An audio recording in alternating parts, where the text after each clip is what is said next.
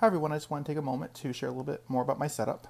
Earlier this year I made a 2 by 4 foot clothing chest and I used this setup. It's a Festool MFT table and it basically allows me to get the repeatability of a miter saw and track saw all in one.